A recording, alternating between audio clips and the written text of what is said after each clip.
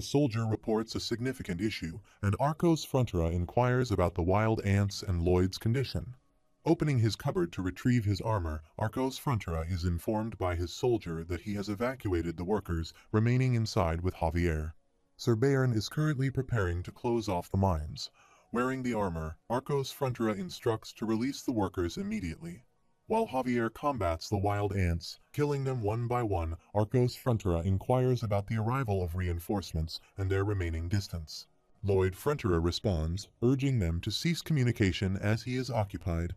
He acknowledges that it's advantageous the ants are not leaving the caves, but expresses concern about their encirclement. Simultaneously combating the ants, he believes Javier's endurance is waning in the hot, airless cave, emphasizing the urgency of finding a solution without any delay.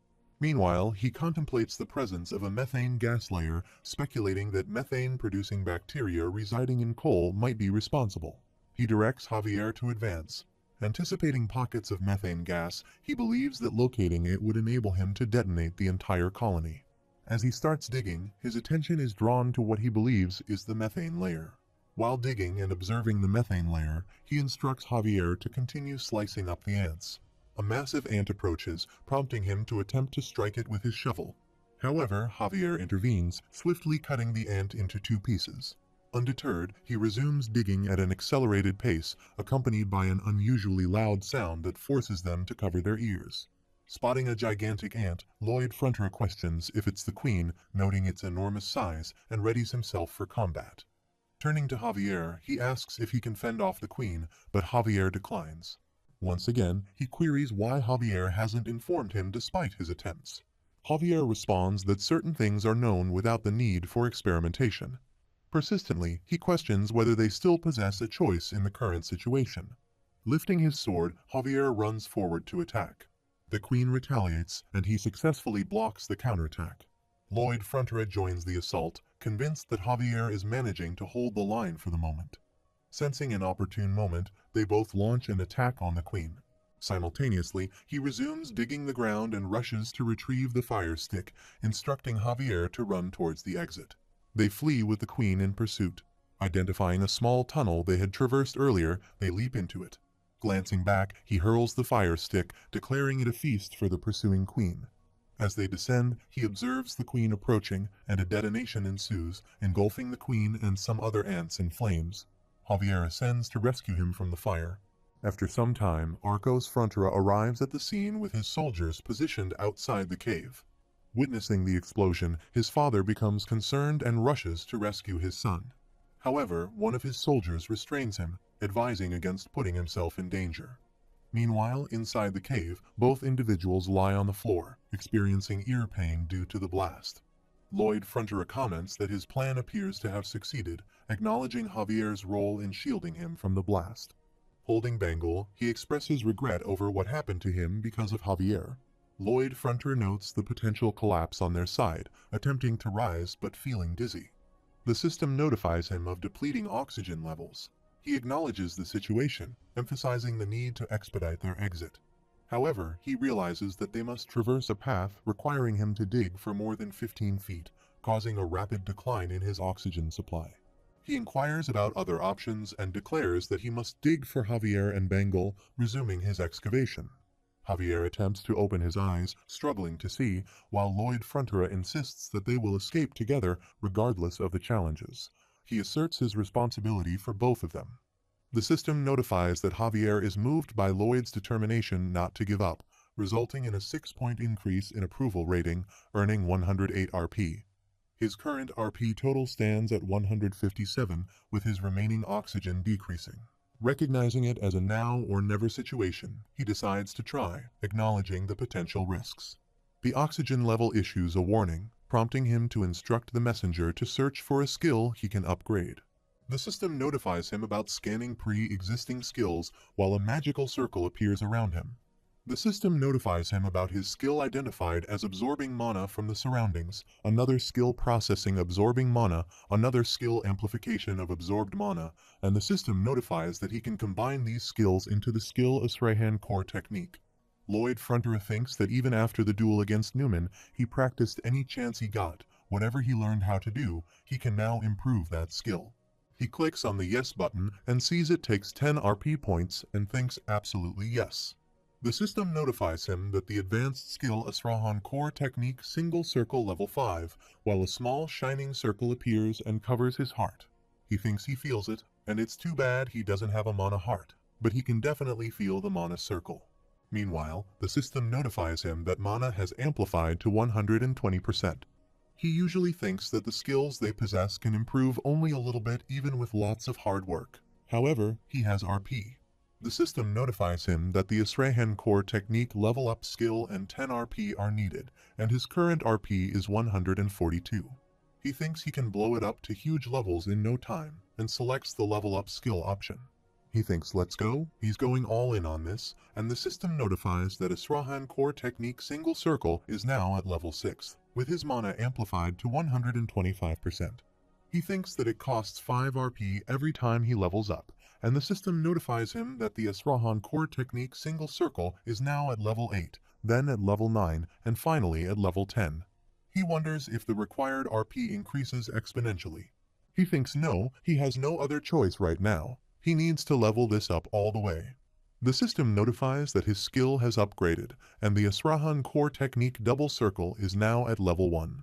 His mana amplification has reached 200%, and the required RP to level up is 100 points, with his current RP being 7. He says he has something else to tell him, the thing he had when he leveled up his surveying and design skills. The system notifies that optional skill 1 Energizer allows him to move for 10 minutes without experiencing fatigue, and its limit is that he can only use this once per day. The system also notifies him about another optional skill, Latent Power Surge, which allows him to triple his mana amplification for 20 seconds, and its limit is that he can only use this once per day. He declares here they go while squeezing his shovel and utters Energizer before digging with full force. His oxygen depletes rapidly, and he desperately hopes to find even a tiny hole as he digs swiftly. His oxygen falls, and he continues digging, aiming to see just one small opening. He believes he sees the end and keeps digging while glancing at the unconscious Javier and Bengal. As his oxygen approaches its end, he becomes exhausted, and his shovel falls. The system notifies him that the Energizer has reached its 10-minute time limit. In response, he activates a latent power surge and resumes digging. Frustrated, he thinks, damn it, it needs 20 seconds, as his oxygen reaches its limit, causing him to collapse. Feeling the brevity of the moment, he reflects on his desire to live the nice, sweet life of the son of a country aristocrat. Attempting to rise, Lloyd Frontera is approached by Piporong. He looks at the hamster and realizes it's about oxygen. Encouraging himself, he exclaims, "Come on, the sweet life of a nobleman's son awaits him," and resumes digging. At night, Arcos Frontera and his soldiers enter the cave in search of them. Bayern warns that it is dangerous to proceed, leading him and others to turn back. Arcos decides to press on to the end. Lloyd places Javier on his back and attempts to leave the cave. The system notifies that Lloyd was able to overcome his physical limitations in an extreme environment through impressive improvisation. The experience has a strong effect on his Asrahan Core Technique. The system also notifies him of an optional skill, Power Saving Mode, allowing him to use the Asrahan Core Technique, albeit weakly, even in extreme exhaustion. Witnessing them, his father rushes towards them. Lloyd Frontera loses consciousness and falls into his father's arms. They are taken to the palace. After a while, a person in the village speaks to his friend, mentioning Lloyd Frontera. He admits that he initially thought Lloyd was just a troublesome drunk, but he had misunderstood. When wild ants appeared in the mine where his nephew worked, Lloyd didn't hesitate to evacuate the workers first. The speaker goes on to share that he heard Lloyd and Sir Javier confront the ant colony together, successfully eliminating all the ants.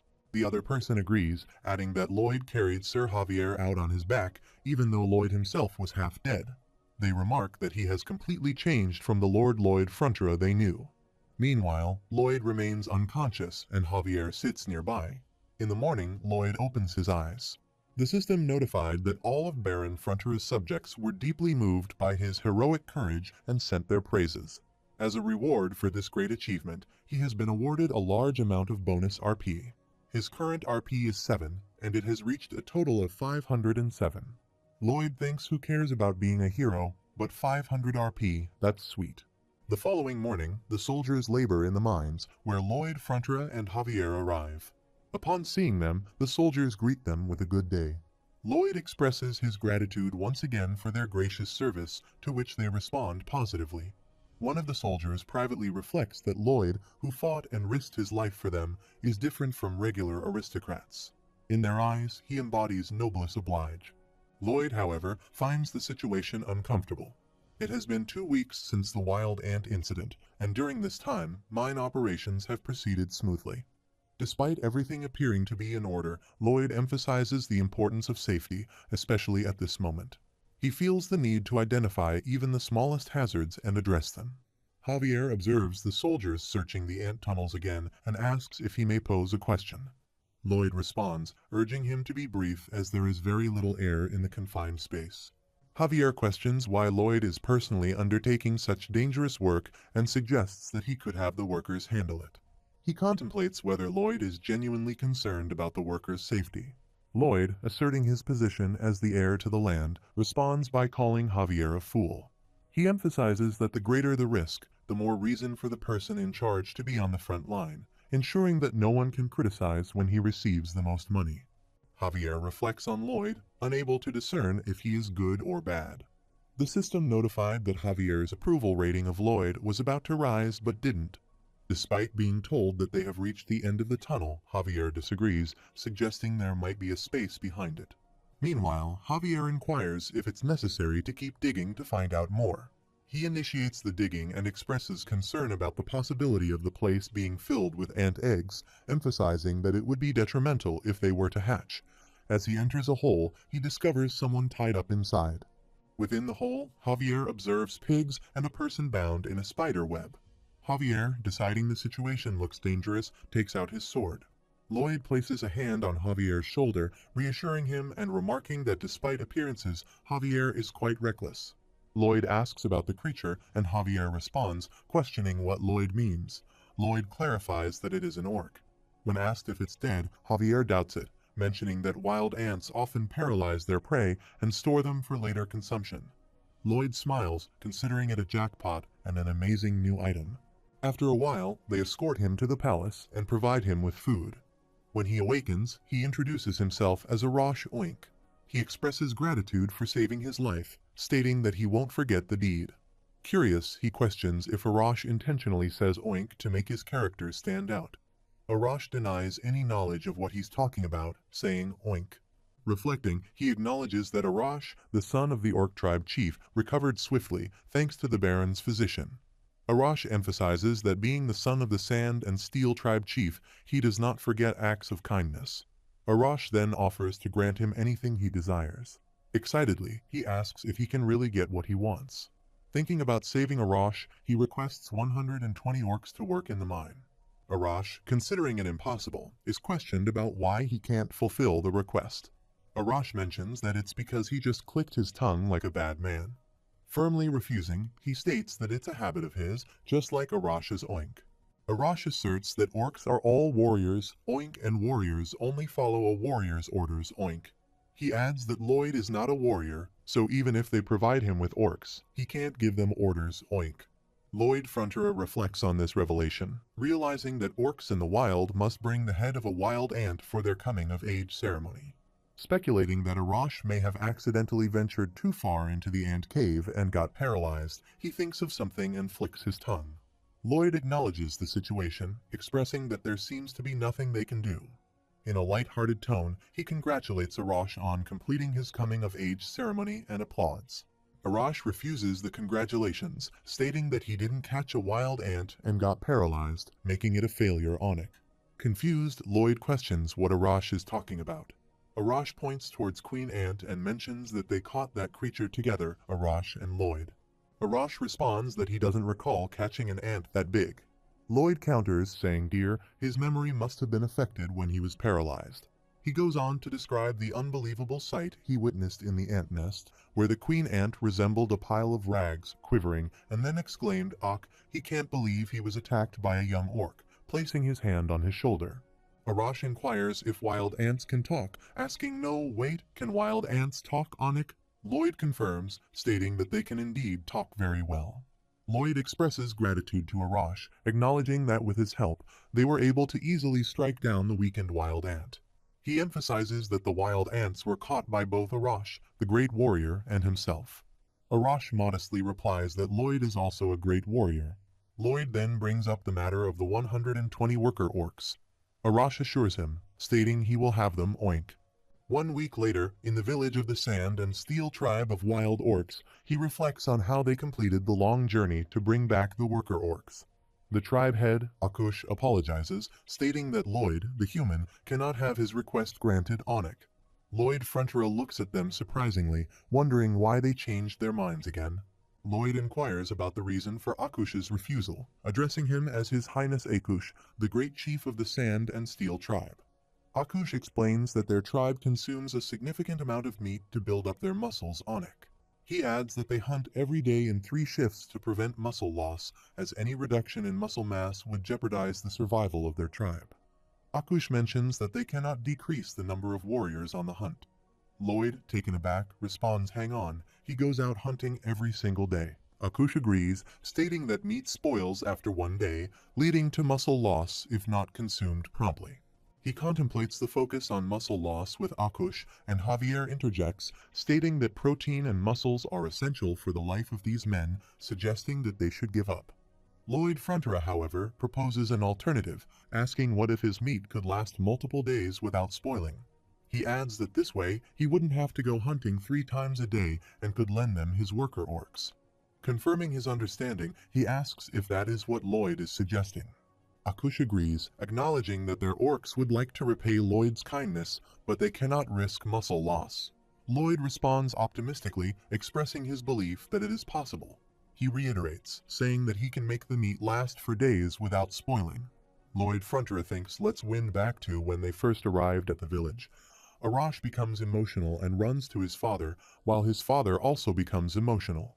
They both quickly ran to hug each other. Lloyd Frontier thinks that all they did was hug each other, but the power was enormous. If he were caught between them, he would be turned to smithereens. He thinks that if he could get 120 workers like that, their productivity would increase by hundreds of times. Another thing that caught his eye was Arash telling his father that he had brought back the head of the queen ant while showing him the head. Akush and his other tribe members become so excited, and his father says he is so proud of him, calling his son fantastic. In celebration, today will be a grueling leg day, while the other tribe members hold heavy things and perform leg exercises. Meanwhile, Lloyd Frontier looks at them and wonders what they are doing with those priceless objects. He thinks they probably pillaged some village or just picked them up somewhere, but they don't see them as anything more than fitness tools. He mentions that's why he made a contract with the tribe chief to get the worker orcs and their treasure. Javier explains that the contractor will build a Siak bingo for the client, and the contractor will receive the fitness tools as payment. However, fitness equipment made of stone will be provided in their place, as he reads the contract. Lloyd asks what this is Siak bingo and thinks of yet another thing he has neither seen nor heard of. He replies that he knows how, at the royal palace, some mages use ice magic to preserve food. He mentions that this is like a building that can achieve the same effect, but without the aid of magic. Javier inquires about where he learned such techniques, and Lloyd responds that he acquired the knowledge at a student society. Javier seeks clarification on what a student society is, and Lloyd declines to explain, expressing surprise at how much Javier doesn't know.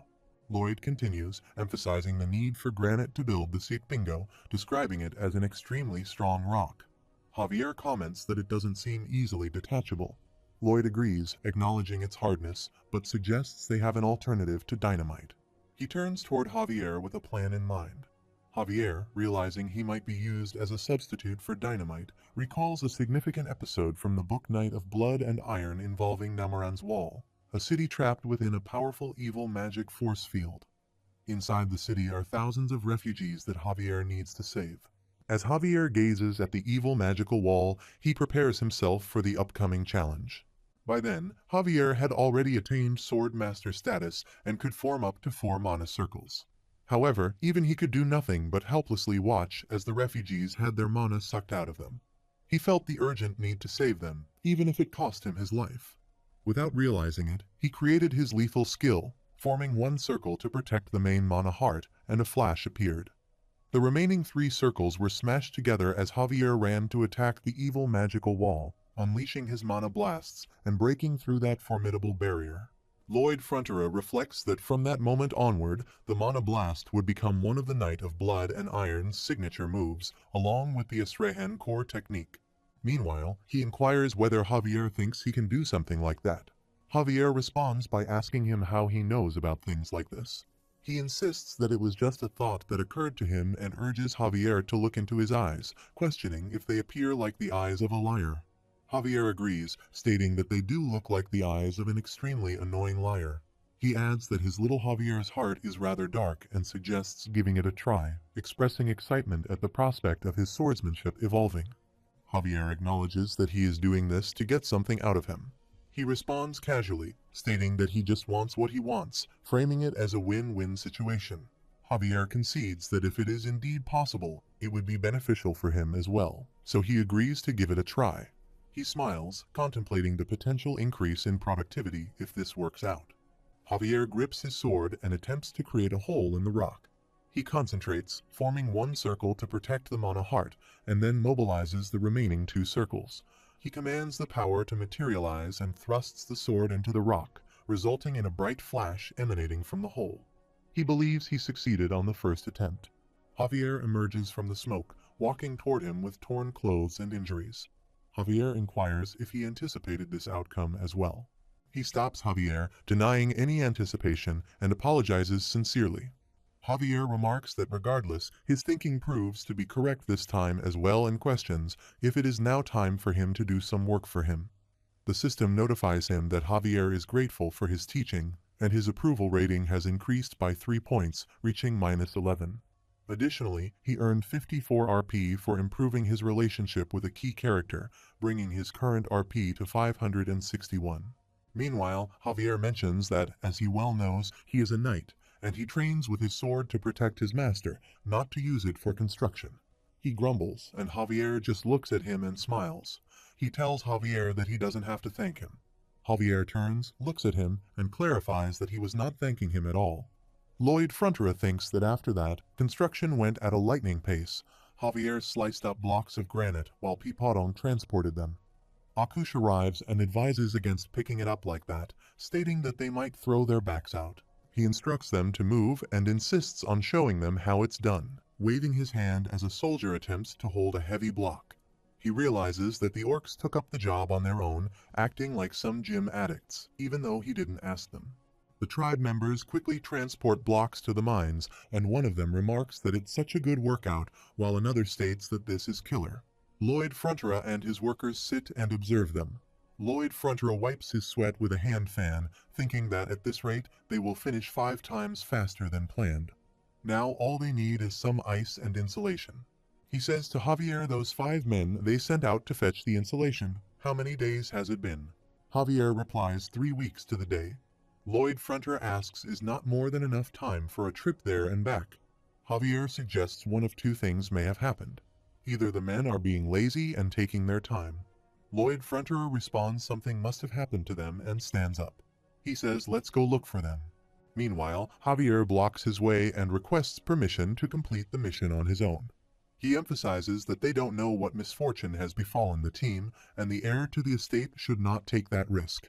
Javier asks how many times he has to be told, asserting that he is the man in charge and is responsible for all his workers. Then he should let them go. As they move forward, he notices a glove and some straws. He picks them up, realizing that the glove is the special one he had made for their men, and the straws are for insulation. Javier calls him, and he inquires about what he found. Javier looks around and points out something unusual towards the Proja Gorge. He also stands up and asks how so. Javier mentions that the flow of mana seems unnatural, he supposes, and the feeling is very faint, so he is not entirely sure. He thinks about Proja Gorge, recalling an episode in the Night of Blood and Iron about it. He tells Javier to let go, stating that there's no time to lose. He asks if there is any suspicion, shouting that their men may already be dead, and he runs, leaving Javier in shock. As they move forward, they find more straws. Lloyd Frontera sits down, takes them, and stands up again, realizing that they have reached Lupulin's dungeon near the entrance of the mine. He recalls this place from an earlier encounter with Javier in the book, thinking it was the secret hideout of the dark sorcerer named Lupulin Dungeon. He reflects on how daring it is for someone to lay a hand on his property, considering it a violation of his property rights, and believes even the death penalty would be generous. They enter, and Javier requests him to follow behind. He tells Javier to wait and grabs him. Javier notices a magical circle under his feet, and a blast occurs.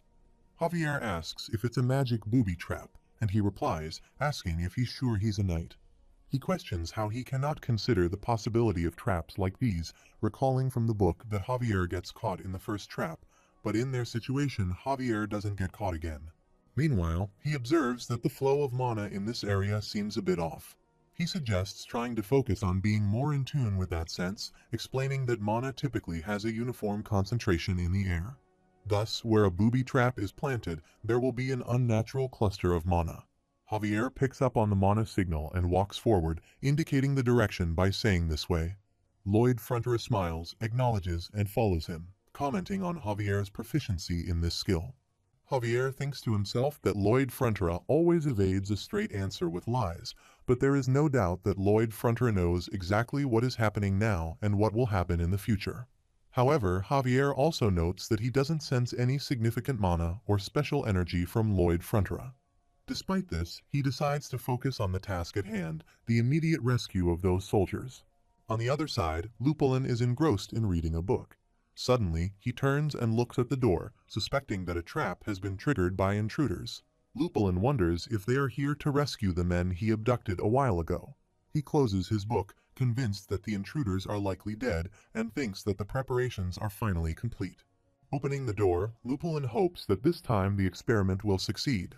He discovers all the soldiers of Lloyd Frontera and grabs one of them by the hair, dragging them into another room. The frightened person pleads with Lupulin not to kill him. Ignoring the pleas, Lupulin throws him into a magical circle and brandishes a large sickle, poised to kill. He describes it as a pentacle connected to the underworld, a sickle soaked in blood for 100 days, and a young human deeming it perfect while the soldier cries out for help. Meanwhile, Lloyd Frontera sternly warns that if Lupulin touches his belongings, he will kill him.